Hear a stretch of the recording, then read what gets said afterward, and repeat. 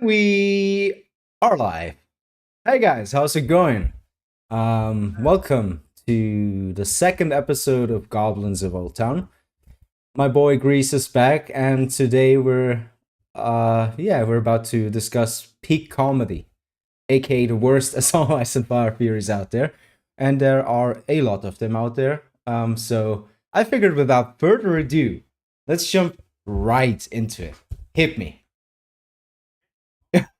Yeah, I need something to laugh about.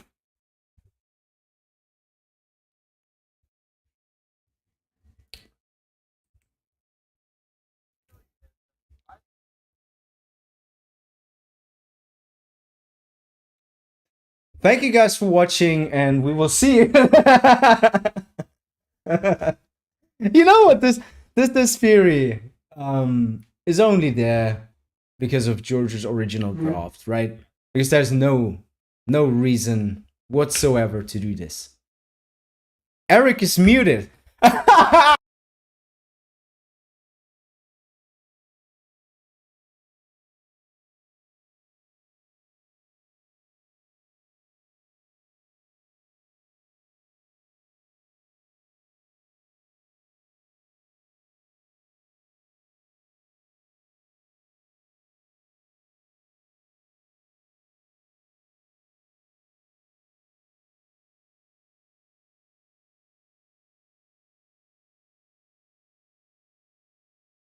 Oh, can you guys hear me now? I can't hear you, Ricky, but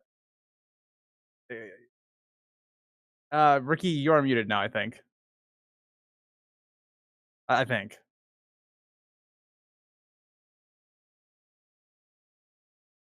Yeah, I think stream can hear me, but it can't hear you, Ricky. Technical difficulties, chat. Yeah, okay. I got confirmation from the chat, Ricky. We're having technical difficulties, chat. Stick with us. And in the meantime, as Ricky's figuring things out, why do you guys think that Jon and Arya being together makes no sense? My thoughts are, okay, the two characters have no romantic chemistry whatsoever. They have very much a loving brother-sister relationship. And so it just doesn't make any sense. I know where it comes from because of the original drafts of the book and the books and all that stuff. But it just doesn't make sense where the story is now. And I also don't think Arya is somebody that wants to even get married or anything like that. But yeah, also hi PK, hi Matthew, hi Crab. How are we doing, guys? How's it going? Hi second channel, because apparently YouTube is silly and wants, me to be signed into that channel. But yeah. Jon and Arya being together makes no sense because it's just weird. I agree. JR, you're good. Feel free to rant all you would like about HBO and House of the Dragon. I also have my issues with them. But yeah. The sibling bond with them is compelling and doesn't need a gross sexual thing. 100% agreed, Matthew. We don't got to have more incest. We got plenty of incest as it is. And if Jon is a Targaryen, well, we don't need to do more incest. It's just not. Well, I guess in that situation, Jon and Arya would be cousins, but it would still be weird. It would be more acceptable in Westeros, but it'd still be weird based on how they grew up and all that one. Hi, Cannibal. I missed the last one, had to pull up. Fair enough. We're having a little bit of technical difficulties at the beginning of the stream. So, stick with us. I think Ricky's still working through some things, so I'll continue yapping. Let me make sure. Ricky.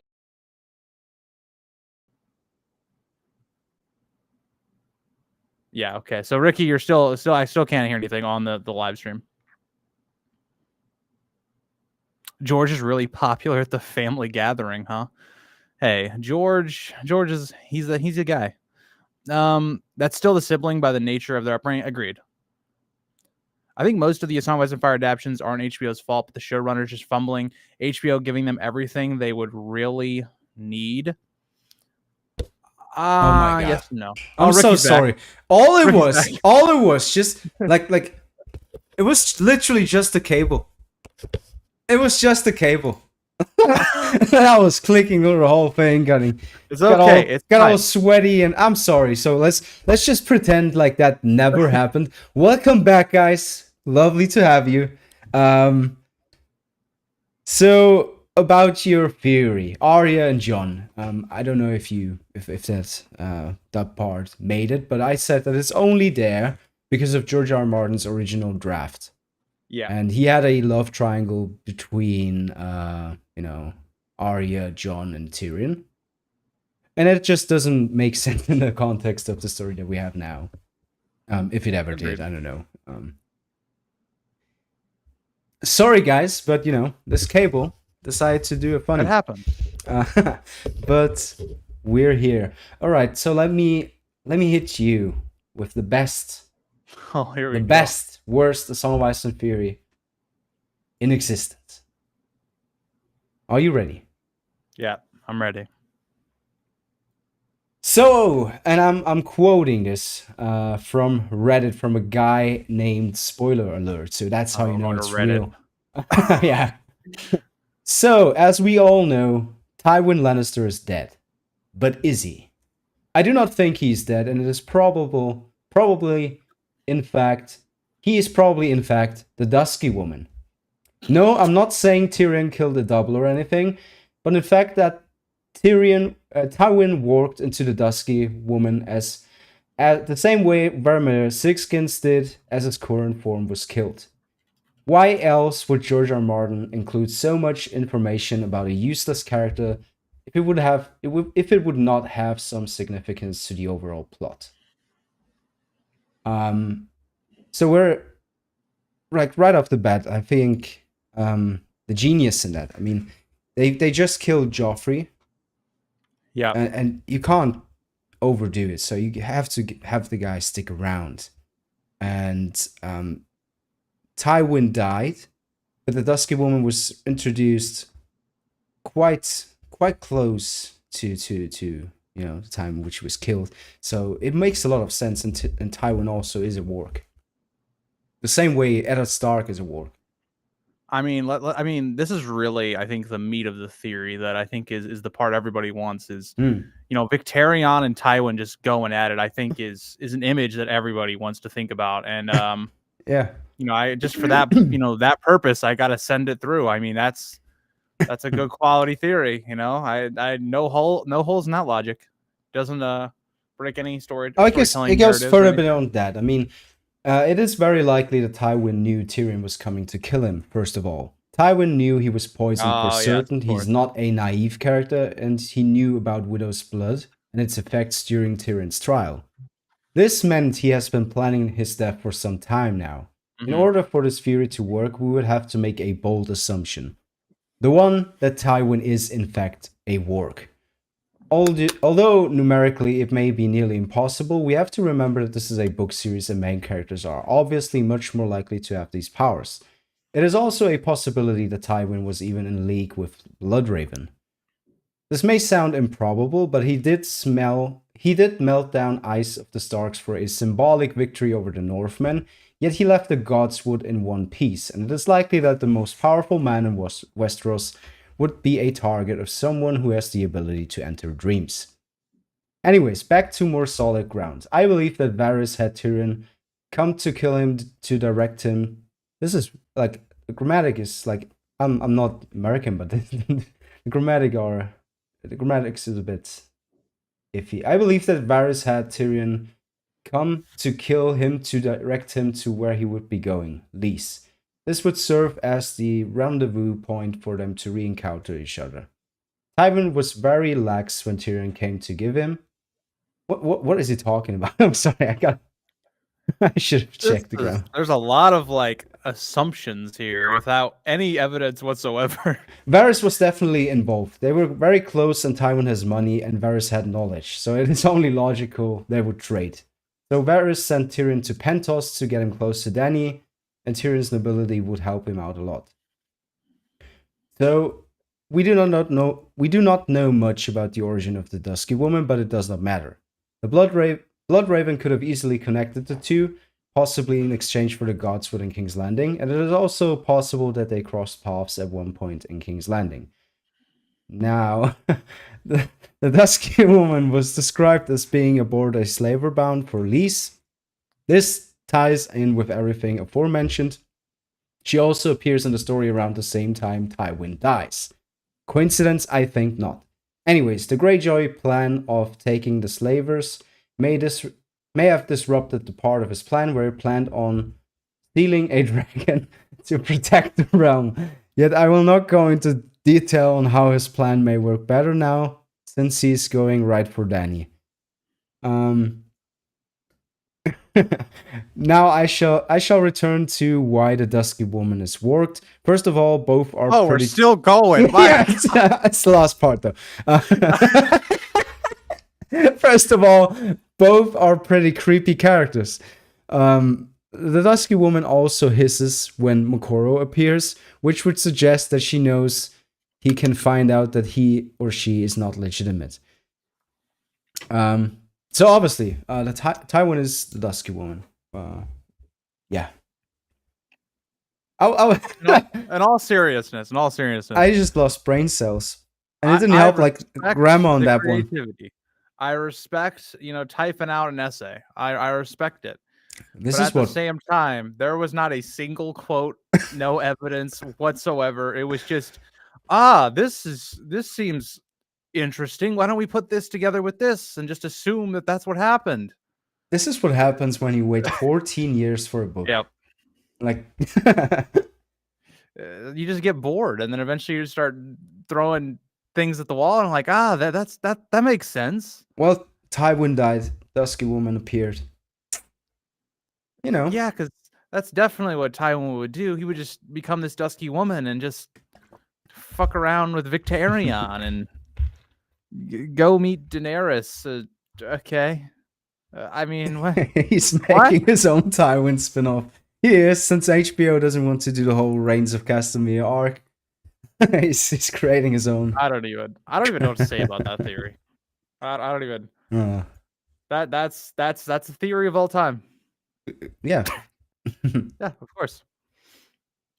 All right, we going back to my side now to introduce a theory, or do we want to linger on Tywin? No, it's good. Okay. I'm gonna throw another one out here because this is basically because of the show.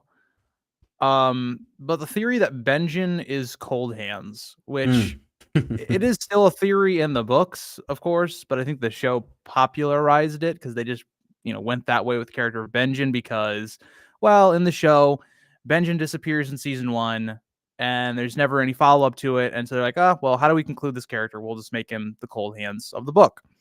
Now, in the book, for one, George R. R. Martin has actually stated, I don't remember if it's in his writer's notes or whatnot.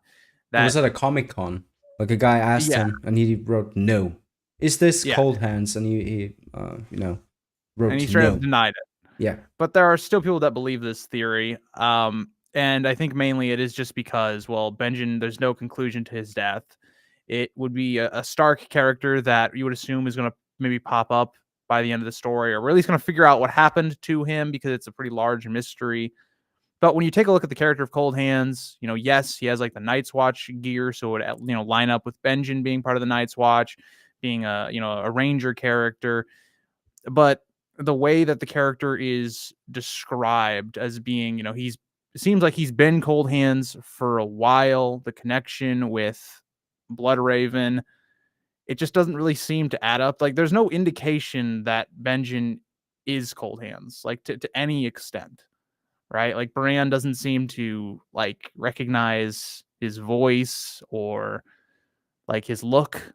For instance, I think the leading theory, the thing that I think is the most likely for Coldhands is that he's just one of Bloodraven's soldiers that came with him north, or it's maybe some other unnamed character. But just based upon the way that the character of Coldhands is described, doesn't seem like it's Benjen. But Ricky, would you like to give your thoughts on that? For Coldhands, and let me preface this by saying I don't think that we're gonna have a Night King in the books. But if he would have one, then I think it would match this character in terms of like, connecting it with time travel. Um, you know, you have to get Bran there so you learn something that in turn gets the whole war going and stuff like that. I could not see that, but that's a cool theory that I've seen out there. But I don't think you have to make every character a secret something, Agreed. That's what we always do. That again, 14 years. I don't blame anyone for Euron Daario or whatever. All those kind of theories, I never really liked them, but that's what we tend to do with 14 years. I mean, even think about like the way George just straight up denies that it is Benjen. Like, if the character was Benjen or the potential to be Benjen, you would think George would be a little bit more like vague or give like a kind of a roundabout answer to it, but he just straight up denies it. It Yeah. just kind of like it should put the nail in the coffin, I think, for most viewers, because if it was, he would maybe say, "Well, we haven't seen Coldhands since, or we haven't seen Benjen since book one. He's still out there. We don't know what happened to him, so." Maybe he became like it would be a little bit more vague or, like that. But when you have George straight up coming out here and denying something, it just, I don't know. I feel like it kind of ends the theory. He usually never does that, right? Like Yeah. he never comes out and says no or yes, that's what's the case. So also kind of funny how Game of Thrones just went like, he's Coldhands. But because at that point it was already out there that he wasn't, and they just decided to make that Coldhands. Well, the other part with the the show is the show didn't delve into a lot of the magical like elements of it. It didn't really go into a lot of the mysteries beyond the wall. So, for instance, things like Varamir, we didn't really see all that much of Coldhands, even in like the book material section of the character. So, I think for the show, I think it was fine to just make Benjen Coldhands because it kind of just knocked out that idea of where Benjen went without having to figure out how you're going to finish up that plot thread from season 1. But in the books, because the books, it literally constrains it to where it just can't, it doesn't make any sense really for it to be Benjen, whereas the show never did that. The show never really was like, oh, who is this Coldhands, or exploring that before just revealing it's Benjen. So yeah. And then when he just came back to as like a plot convenience for Bran and then for Jon, and then he just died. Agreed. Like he fought off like what 2 whites after surviving for how many years? He just died. Agreed. Just died. What a great send off. Yeah, and thank you for that. Jon wouldn't get on the damn dragon. He just was bloodlust or something. Yeah. Are you ready for another one? I have another great one. It's on par with Tywin and the Dusky one, but this one at least written well. It's only written in notes, so coherent. So Varys is a merman. Here we go. you know that theory, right? I know bits and pieces of it. I don't know the whole thing. All right. Are you ready for the whole thing? I'm ready. Okay, so here are the notes. When Arya is stalking Varys and Illyrio, she hears water dripping in the distance. Next, she observes Illyrio and Varys coming up from a vast well. This is the word George R. R. Martin uses. Well, that goes down out of sight. Varys pulls out a lever and wall descends, blocking the well from sight.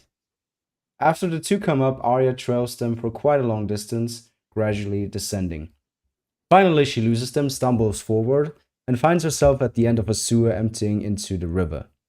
She dives in and swims for a while to get clean, washes her clothes, then scampers off home. Varys and Illyrio are both noted for their abnormally large size, while also noted as being incredibly light on their feet. This suggests an abnormal strength. Varys is noted to have a peculiar, slimy smile. This could be interpreted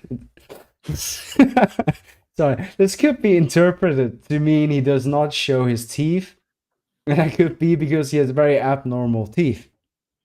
When Tyrion threatened to throw Varys overboard, Varys resorted that he would be surprised at the result. There's noted to be no bed in Varys' quarter. If he is a merman, he would likely sleep at sea, or like most fish, perhaps not at all. After another character we know with peculiar teeth is Spider, another abnormally large man with enormous teeth, with enormous strength. The idea that this barely sentient being sat around and filled all his teeth just to scare people is absurd. Varys and Illyrio both associate humans with birds, naturally, as these two are lower species to them, explains the ease with which they chop off children's tongues. From their one meeting, it appears that the mermans are experts at manipulating the humans in secret. And also, there's a hint: these two have plenty of patience. They seem to be comfortable waiting years for their plans to bear fruit.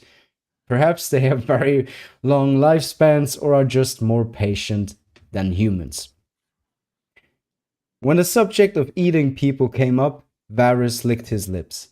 Varys is likely not a eunuch. How do you say that? Eunuch? Yes. Yep. Eunuch, okay. You got it. It's not a eunuch. As there's a point where he's parleying with Tyrion, where Tyrion notes that his voice seemed deeper than usual. Even if he is a eunuch, it doesn't mean he has to be human. Since he probably isn't one, Varys' lack of sexual interest in human females is explained by being a merman. Littlefinger comes from a seafaring merchant family of Bravos and is not an accomplished sailor himself. If anyone is likely to ever see the reclusive merman, it's the merchants and fishermen. One of Littlefinger's ships is named the Merlin King.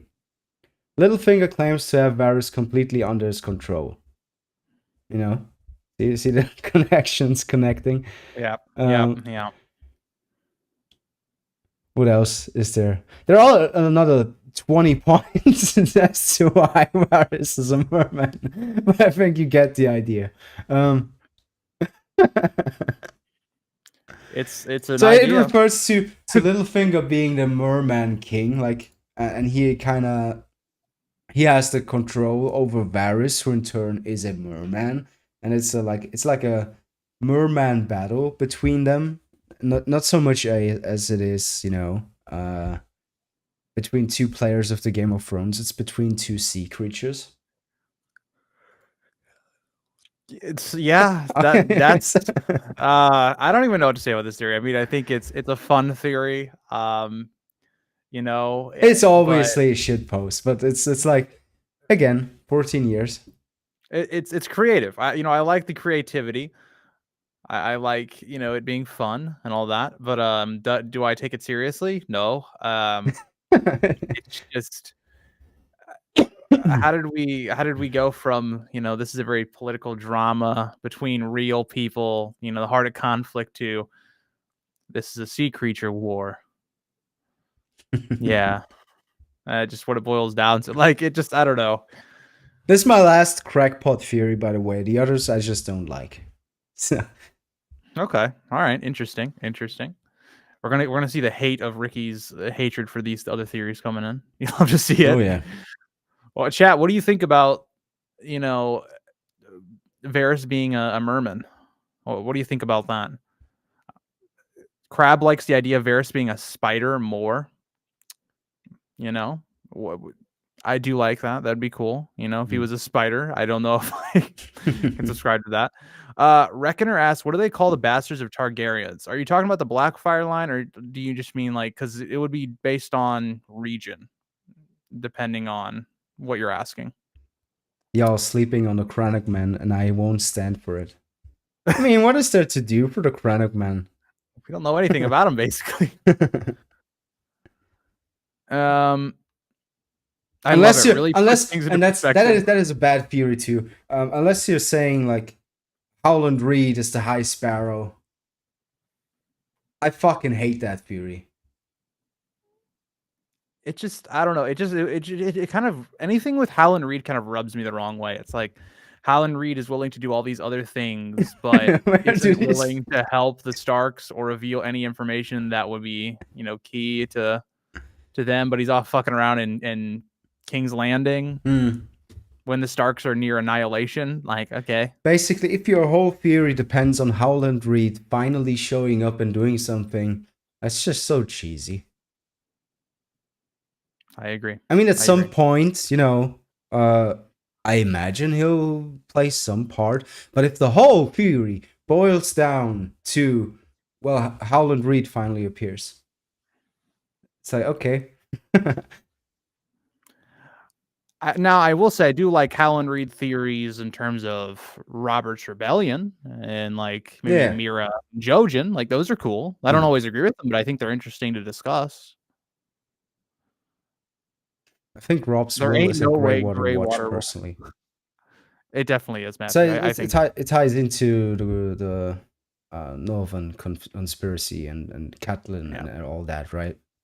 I personally don't think that Catelyn is going to be able to do much more. I think she dies in the Riverlands, and I think that Arya is going to kill her. Yeah, that would be. Yeah. I mean, dope. It's kind of wrong, but so much for her character. Be very, very tragic, and Arya mercy killing her own mother. That's a theory that I really like. Yep, it's a good one. Arya is a character that, like, as I've thought about Winds of Winter more and more, I'm very much anticipating her character and her growth as a person, because I think she's set up in a role where she's going to be in a very interesting plot line, like the finishing up of the Faceless Men plot line, and then moving into what we think is going to be the Riverland plot line. She's going to be in a similar position, I think, of like Brienne, where it's going to be like almost a heavy, like, discovery for her character. Like, what does she truly believe in? How does she grow as a person from the beginning to the end?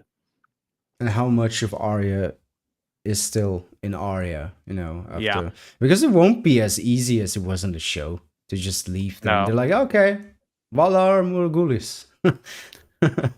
There's so many things George could do with that, and I'd really be excited. Like, he could have them being a presence that Arya's always looking over her shoulder, where she's paranoid for the rest of her life and things like that. Like, there's just so many cool things that he could do with her. Yeah.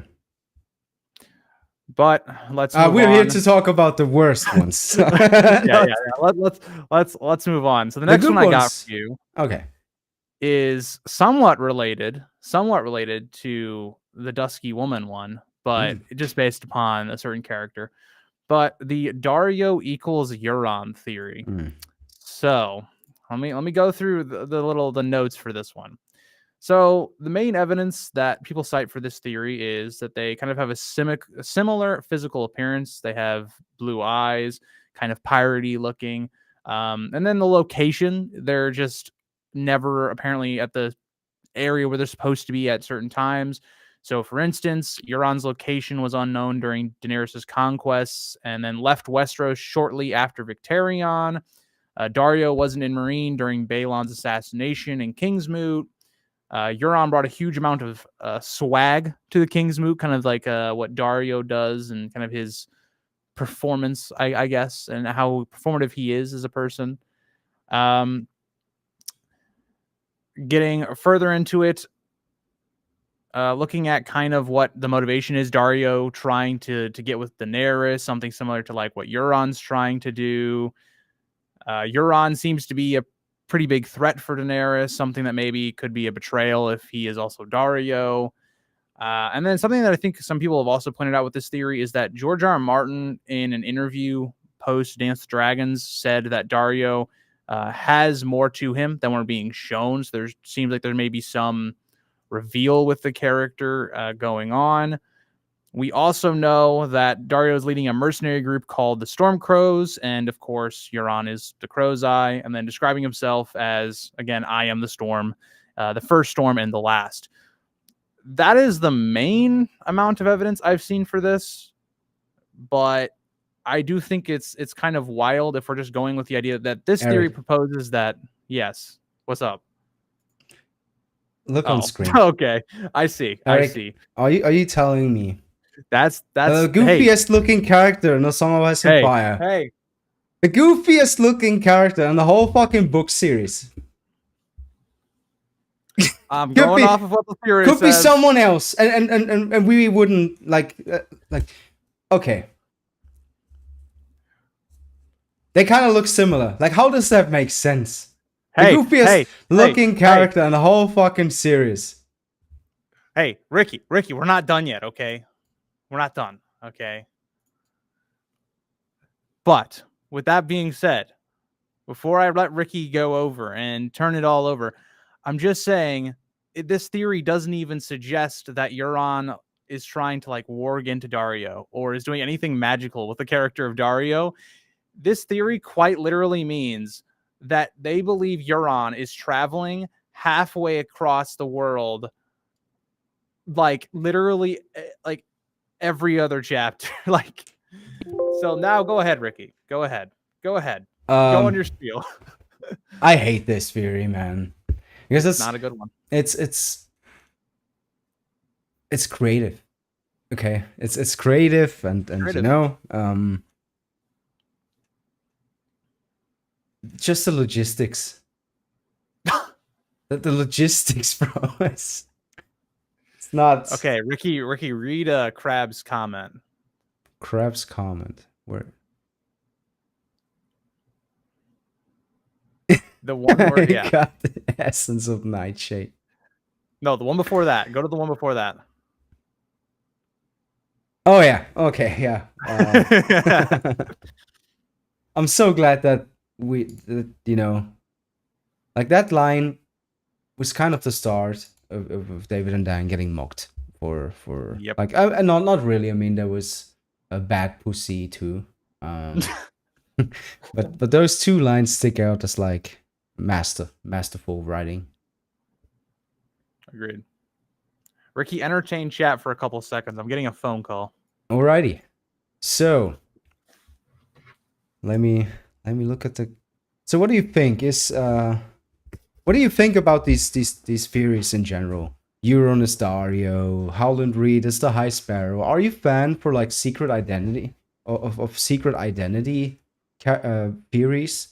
Because I personally feel like we're working towards this huge revelation, this huge reveal that Jon Snow is, you know, son of Rhaegar and Lyanna. And then we have young Griff, who, in my opinion, like I'm a big believer in the Blackfire theory, that he's a Blackfire. And then kind of like it was cool for a while, you know, those theories are cool for a while, and then people are just trying to be the next R plus L equals J, or the next I don't know, young Griff theory thing. And yeah, we see it take high school to work.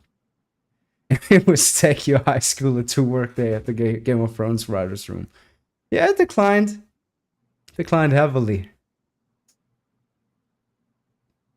Merman Varys is a lock for being true. I mean, you can't prove it. As crazy as these ideas are, one of them will be right. Which one? I don't know which one by one will. I mean, if any of those theories would be right, it would be obviously Varys and the Merman. No. You can't tell me otherwise. All right, I'm back. So we've settled on Varys being a merman. That's true. Love to see it. I'm glad one of these series has been made it through. So since we just talked about the show, I have a theory that I have a unique hatred for. And it's from Bran being the Night King. I always hated that theory because people, like back in the day, had an Instagram fan page, and it was all people commented underneath like book posts and stuff, and like even my mom, who was a very casual viewer during those days, sent me articles about Bran being the Night King, and it was all based on, well, they look the same. And he has that thingy here at the chest area, like this little detail that was like kind of connected to the Night King. And even though it would have been more interesting than what we got, I just I just remember it as being like this very just annoying thing. It was all over the internet, and apart from, they look the same and time travel, it never really got far. In the book, there's like there's no evidence that one, we're even gonna have a Night King, and then two, like we just don't know enough about Bran and how his powers work. Like he does seem to be able to interact with the past to some degree, kind of similar to like what we saw in season 6, where when he calls out to Ned, that's something that's taken from the book, but it's just repurposed for the Tower of Joy sequence. I was even going to say, going further than that, there's a sequence in A Dance with Dragons where Bran seems to be like calling out to Ned, and Ned seems to think there's like some sort of like wind or something, or so it is something where it's like we just don't know yet to what degree Bran's power is going to work with manipulating the past. The hold the door sequence in the show is something that it seems could happen in the book. I don't remember if that was confirmed or not by George as being one of the plot points he gave them. I don't think so. Like it wasn't. Even with the stuff that they had, they just decided to like introduce 2 Dawn swords out of nowhere because it would be cooler. And at that point, it was just about making the source material cooler, and they just never could achieve that. There's not a scene that they've enhanced with their like very generic stuff, because there was no reason, like with such a famous sword like Dawn. No. Okay, Ricky. Hold on. So I mean, like, the hold the door sequence, right? With Hodor's death. Hold the door, not the Tower. Is that confirmed? Oh yeah, it is. Yeah. Okay, that one is. Sorry. Yeah. No, I was getting confused, but yeah, that's what I was kind of meaning. Like, there is some confirmation that we have from George that he will be able to manipulate the past. So, will that lead into some situation where Bran becomes part of the others, like army, or becomes the king of them, takes over them? I don't know. There's just not enough evidence to make that type of claim right now, in my opinion. But I do agree with you on the Tower of Joy. Either way, time travel is a thing in A Song of Ice and Fire. Yes. To which degree and why? Because I personally, like, I could do without that. Time travel is not very. It's hard to write. Yeah, I mean, 14 years, and like I suspect that Bran is giving George the most problems. We've talked about that before. But also, like, who really likes time travel? I'm not a fan. It's a choice. It is a choice. That's true. So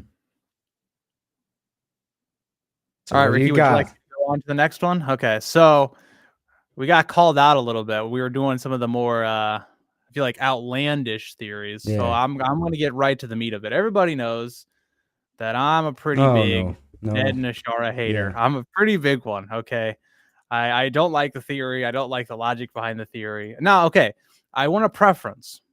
I don't think this theory is bad in terms of like compared to some of these other theories. Like this theory actually has evidence that you can use to try and justify your claims and things like that.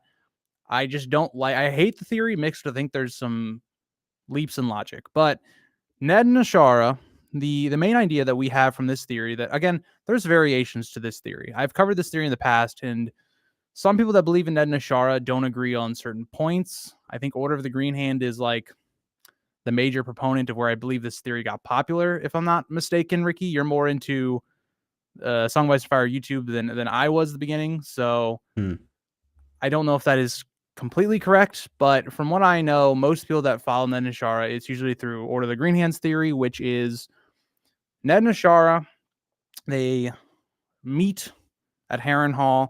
We have this kind of mention that it seems like Ned and Ashara danced, introduced by Brandon. This was kind of the start maybe of their love stuff going on. I don't remember exactly if there was interaction that was happening with Ned and Ashara after this point or it was before this point. I'm pretty sure it was after. And then they kind of started like talking to each other more or less. And eventually Ned is kind of thinking about proposing Ashara to marry her to his father when his father's coming south for Brandon's marriage. That goes all awry because of all the things occurring. And this is then where the theory very much veers off of the known history that we have. Ned and Ashara then travel to the north, going through kind of the Vale, ending up in White Harbor. Or the Green Hands theory, I've seen this part of it be different compared to who's giving the theory. But then at White Harbor, Ned and Ashara get married. Ned calls the banners coming to White Harbor, not going back to Winterfell, or maybe going back again. It's not very clear from theory to theory. And they go south. At this point, Ashara, I guess, goes back to Starfall through a boat or something. And then we get skip to basically the end, the Tower of Joy stuff. And Ashara, either kills herself because of Ned taking Jon, their child, and leaving her behind because he has to marry Catelyn, or her going into hiding. Again, varies from theory to theory. And that's more or less the idea. The idea is that Ned and Ashara were married. They had Jon. Jon is the legitimate heir, not, Catelyn and Ned's kids. And that's kind of where we stand. The evidence people then maybe cite would be, I think there's some evidence people say that Jon is Azor Ahai, that he will have Dawn. Sword of the Morning. Yeah, Sword of the Morning. He doesn't have like dragon dreams and stuff like that. He's more viewed as a Stark than the other kids are. Ned calling him a son in Bran 1. The way that this Ashara rumor travels to Winterfell, and Ned instantly silences it from Catelyn.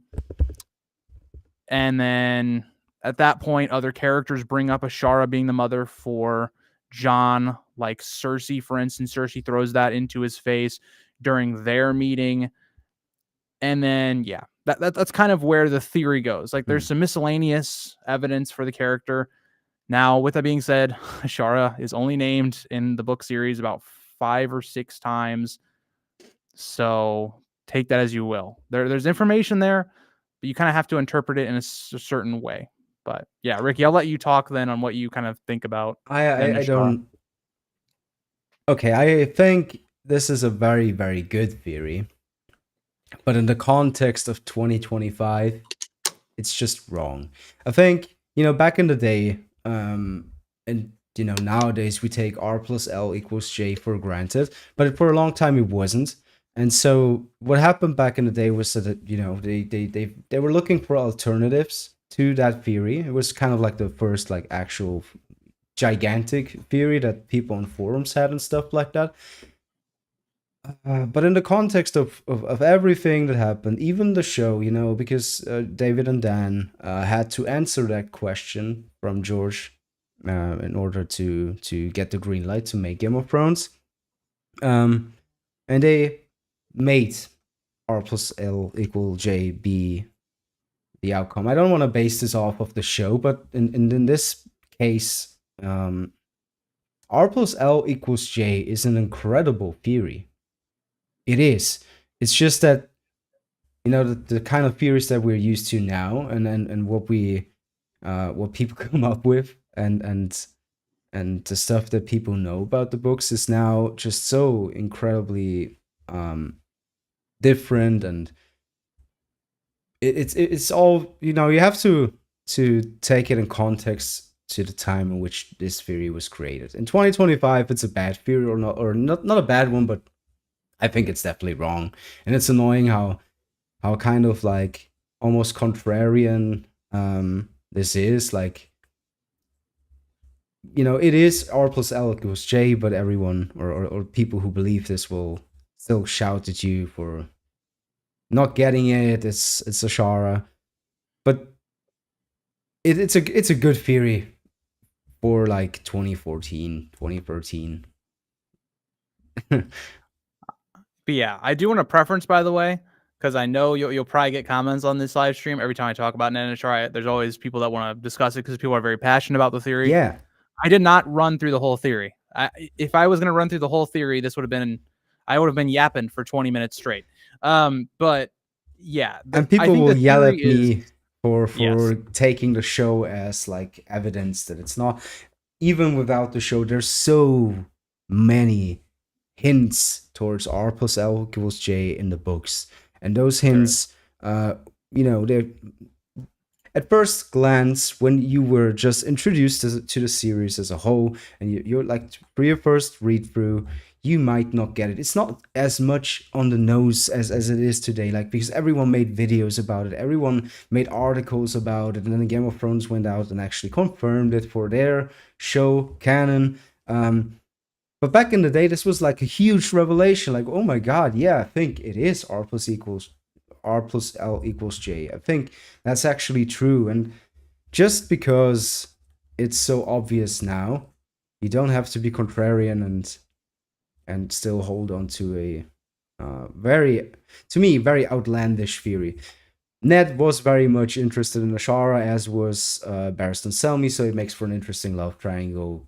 It's an interesting story, but it's just two young men in love with a very beautiful woman. I agree. I mean, I'll kind of add to you just about the, using Game of Thrones for evidence. I think that's very legit evidence. I know people. In this case, it is. I think. In this case, I mean, Ricky, put it this way: not only did George say, okay, he specifically asked who Jon's parents were, and they, answered whatever they answered, and that's why they were allowed to do the show. He then says after season 8, like after the show ended, his very first, I think it was his first blog post, he's talking about how we got here, and he specifically says, yeah, they answered the question correctly.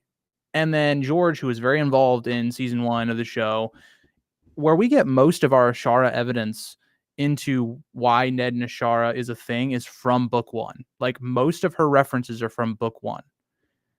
And for her not even to be a character, like never named, she's never named in the show.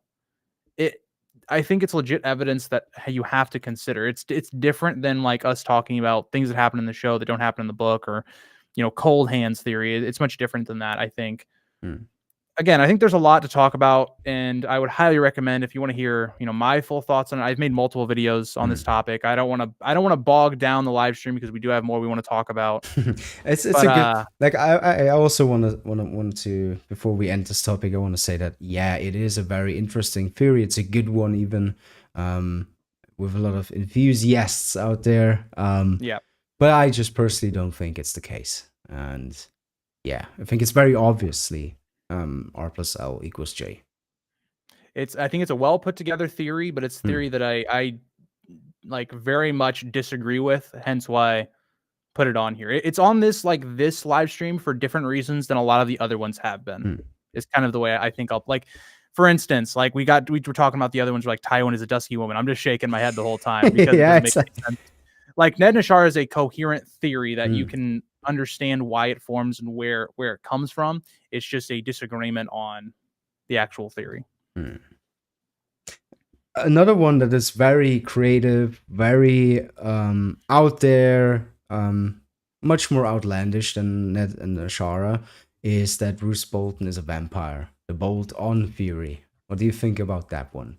It's it basically, like, I could go into all the details. He's pale, and the leeching enables him to get rid of the bad blood, and we don't have much history about the ancient Boltons, and he's very creepy looking, and there are a lot of comments and thoughts in the chapters about how creepy he looks and how pale he is, and obviously it's a fantasy series, and vampires kind of make their own, they seem to make their way into these fantasy epics quite a lot, but I don't buy it. I don't buy it, because a lot of people are taking it for granted. I've seen a lot of people who actually believe Roose Bolton is immortal, and that's another thing. I don't like the idea of characters being immortal, especially in a world that is as gritty and dark as A Song of Ice and Fire. The idea that that people are dying, and even if they come back, it really, you know, it leaves a mark on them, and they're not really the person that they were. That's what makes it interesting. That death is always coming at a price. So yeah. I'm very conflicted by this one because I actually do like the idea of it, but I just don't think it's like correct. I don't think it's the case. I do think something that could be used against, you know, Roose being this immortal being type thing is when we see that things are going like not well at Winterfell and against Dragons. Theon notes like he can sense or he can see like a hint of fear in Roose's eyes, something that you would think somebody that's like maybe immortal wouldn't really show, because we look at Roose as being very emotionless. You know, he's being leeched. He's somebody that doesn't really show those, and so when you actually do see him in a position where, okay, you know, he could very easily die. You know, his handling of the North is not going as well as it could be. I do think that, you know, the theory is not correct, but I think it's a fun theory that I think has more evidence than a lot of the other outlandish theories we've kind of talked about, where they're very baseless. I mean, at okay. least Tywin, this Dusky one, Woman, and that too. yeah. At least of like the really like crazy creative ones, you know, it has more to it where it's like, okay, you know, maybe Roose is, or whoever this character of Roose is in this alleged theory is, you know, taking the skins of his sons and continues living on through them or something like that. Like, it's a cool idea. It kind of would tie into their house, but there just isn't a whole lot to really support it. Like, there just isn't much there to suggest that this is true. Like you know, like how we just talked about Ned and Shara or Rhaegar and Lyanna. Like, there's a lot of information you have to sift through for those theories. This one really isn't that. It's more like, oh well, do you want Roose to be a vampire or something? He's creepy. Yeah, he's pale, do you want and he likes leeching. Yeah, so that's kind of my overall thoughts on it. Go ahead with another one. Hit me with another one. Hold on, I want to get the chat for. I want to talk to chat for a second because I saw some interesting things in here. Oh yeah, but people like the Bolt-On theory. Going back to when we were talking about Ashara, Matthew says Ashara plus Howland equals Mira, if anything. I actually do think that's a more likely theory. I like a lot of what it would do. I made a theory video about that, and there was some really interesting information, albeit I still don't know if that's the truth. I think Ashara just is kind of dead. But yeah. Ashley, we do not hate Darkstar. That is slander. But yeah. Hi, Monkey. Welcome to the stream.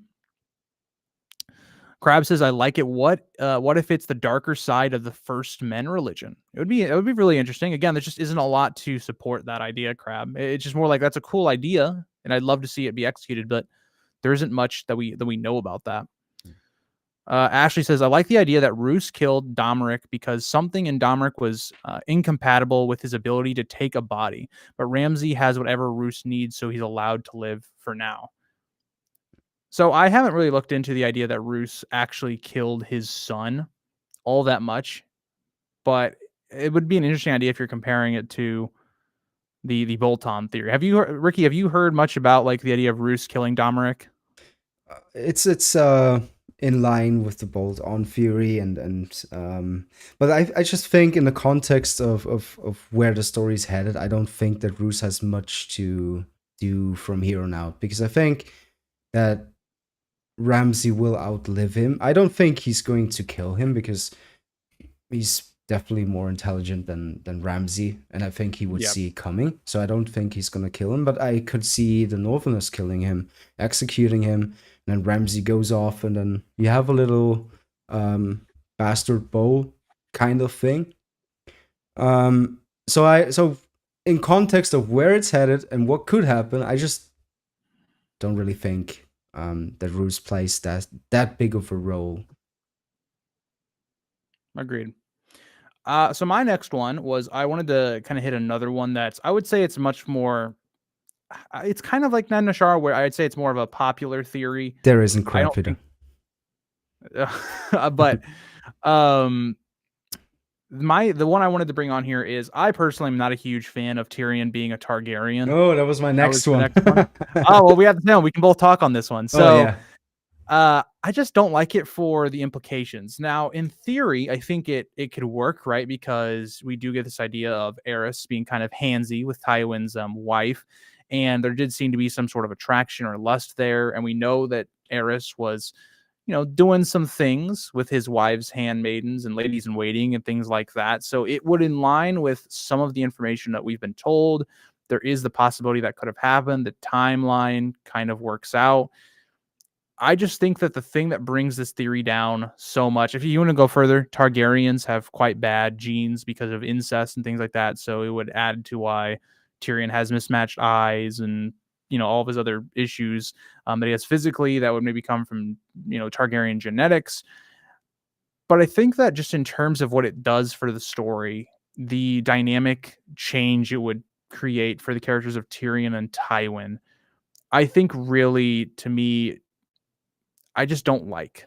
It doesn't make a lot of sense. I think it's a lot of people trying to fulfill that Tyrion is going to be, one of the three heads of the dragon. Yeah. And I just don't think it works narratively. I actually think it really would hurt the characters of both Tyrion and Tywin if it was the case. But Ricky, you want to add your thoughts to that? I would definitely agree, and I think it's more of a sweet dream than it is an actual theory. Like, the people who actually believe this want it to be true. They want Tyrion to hop on a dragon, be one of the three heads of the dragon, and yeah, I think one dragon will die quite soon. At least in the winter, I think one dragon will die. So the question of who are the three heads of the dragon is going to be put to rest too. So, yeah, it's a sweet dream. I think, and Matthews just said that too. Twins being Targaryens would be more compelling. It is also not true, I think, but it would make for a more compelling story if Jaime and Cersei would have been the Targs. I agree. The golden kids, right, ended up being not even Tywin's, and the one that he does have is the one he hates the most. Yeah, because it is someone that's like him, has a lot of the same faults as Tywin. I do think, like, if one of them was going to be true, I think that Jaime and Cersei would make more sense, albeit I don't think that's the case. Yeah. In general, it's the secret Targaryen stuff. It's at least partially going to be a thing with Jon, and even then you have that whole thing of he's can't really annul a marriage just like that, royal marriage. So the book still needs to answer those questions, even if the show didn't do it, and even if R plus L equals J, it's a question of how much will it matter, because it would still be Agreed. a bastard. Well, we have something like the show did, where it's like, oh, Rhaegar and Lyanna, married. Annul the marriage. Yeah. Annul the marriage. Well, he was married, and that's true. Yeah. Well, you can go with the idea that Rhaegar could take multiple wives because he's the Targaryen route, right? He's a true Targaryen, like Valyrian law and whatever. But I don't see it. We'll have to find out. Ricky, you got another worse Song of Ice and Fire theory for us? I think I don't. Tyrion is a Targaryen was my last one, actually. Well, I have one more then. I have one more. And I kind of squished two theories together because they kind of follow the same beats. But I threw this one in here because it's another one I covered quite recently. But Mance either being Rhaegar or Arthur Dayne. Yeah. I just don't like this theory because it almost follows the same beats as Ned and Ashara, but almost worse. Like, because it's like, this idea where the Tower of Joy, the evidence people have for it is, okay, well, Ned in this fever dream of the Tower of Joy, like, how much can you trust it? And all the information we get there, and some of the wording, you might be able to say, oh, well, 2 people left, like him and Howland left, but they didn't really talk about some of the others, even though he says that they dug the graves for the others, which is, whatever. But, and then you go to this idea, well, okay, well, Howland Reed could have stopped the fighting, could have stopped Arthur Dayne and crew from fighting. because maybe he had this alleged connection with Ashara or was able to explain the situation. And then somehow Arthur makes it all the way up to the wall, takes on this persona of a different character in Mance, a character that we already had a background for, unless people are just straight up lying about Mance's background.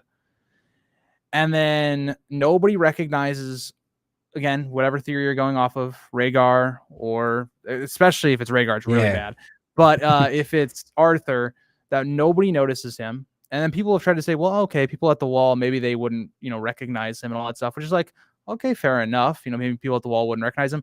You have people that go to the wall after Robert's Rebellion, like Alistair Thorne, Yes, easily able to identify him. So it's just like, okay. And then all of a sudden, and then this is the other part that really gets me. So Mance then goes to, by the normal story, Mance goes to see Robert when he comes up to Winterfell.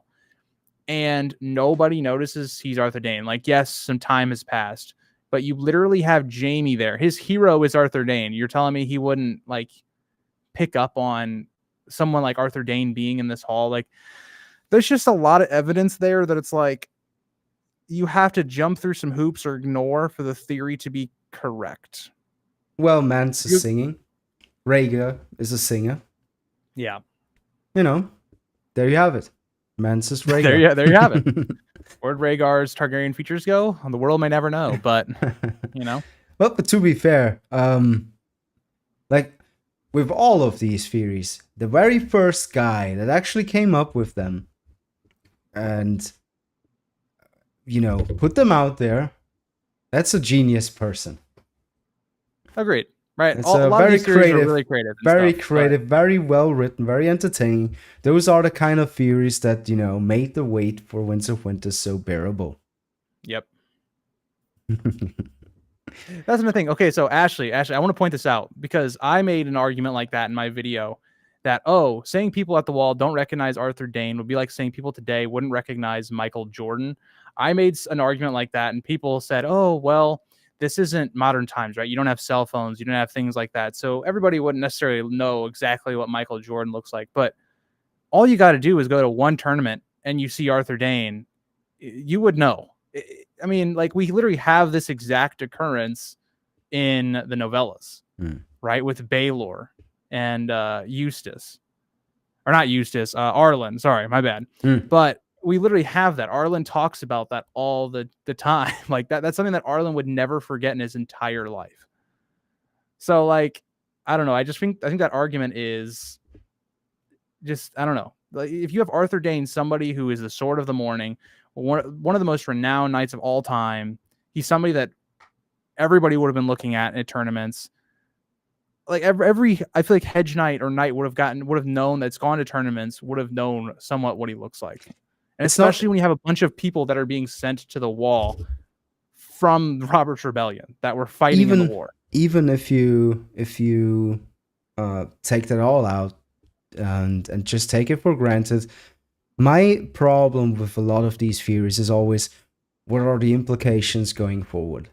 What the fuck would Rhaegar have to do in the story going forward? What the fuck does Arthur Dayne have to do in the story going forward? In the story that we've all read up until this point, is there a need for any of those guys? Or did they serve their part already? Or in the case of Rhaegar, I imagine at some point we will actually get to know what actually went down, what happened. And maybe then the idolizing of Rhaegar can finally stop, because by the looks of it, that guy is an absolute asshole. There's nothing to be romanticizing about any of what that guy did. Just an absolute asshole. But we'll see.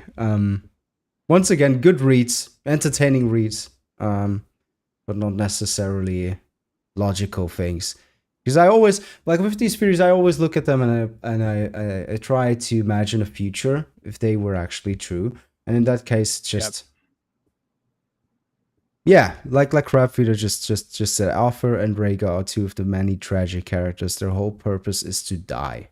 Yes. In a lot of ways, Arthur's death is meant to represent like the death of chivalry of the true Yeah. knights of the knights or the Kingsguard, how they've declined when we get to the normal story. He's supposed to be this kind of iconic figure, like the Dragon Knight, for instance. Yeah. I just don't think he serves a purpose, right? Like if he's, let's just say, Mance is Arthur. What's the purpose, right? Oh, well, he can reveal all this stuff about Jon Snow. We already have a person that's going to be able to do that, Howland Reed. So it just doesn't, like, the good stuff of having him still alive, I think, outweigh like the bad or whatever. I mean, or you get what I mean. But yeah. I think that's all we have for today. Or do you have another one? No, that's it. That's all I got. What about the chat? Do you have another? Oh wow! Thank you for that.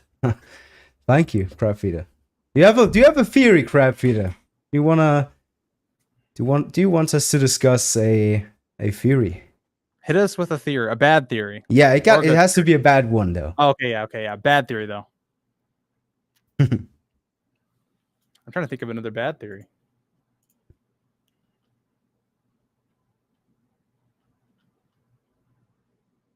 We talked about all secret identities. We talked about the fake Targaryens. We talked about the very outlandish, crazy ones like Is A Merman and any theories about Cannibal the Dragon. I don't think that he's like, he would be extremely, extremely, extremely old at that point, and even though dragons get very old, I think that would kind of push it. I mean, look at Vega, very strong, very slow. That's the reason why Caraxes eventually, was able to do what he did. Do you believe in the cannibal theories? I don't know. To me, I don't have any huge theories about cannibal, to be honest.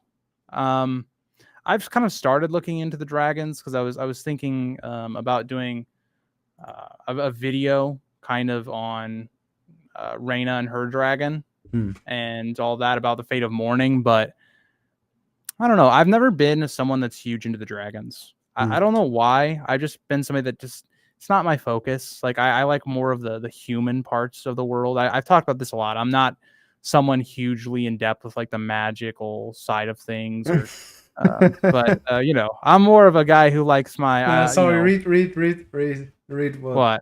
Crap, Peter. Oh my god. How did I know it was going to be? Read it out loud. Okay, so here we go. We're going to do this in a dramatic voice. Yeah. Craster is secretly an immortal version of Aegon the Conqueror who will ride back to Valyria and reestablish the freehold. He's with his daughter wives of Visenya and Rhaenys. She would never die in Dorne. He's the unconqueror. Aegon's been camping out his Craster because he's conquered north of the wall. Or Aegon's dream brought him there. My bad. Yeah, I saw it in a dream.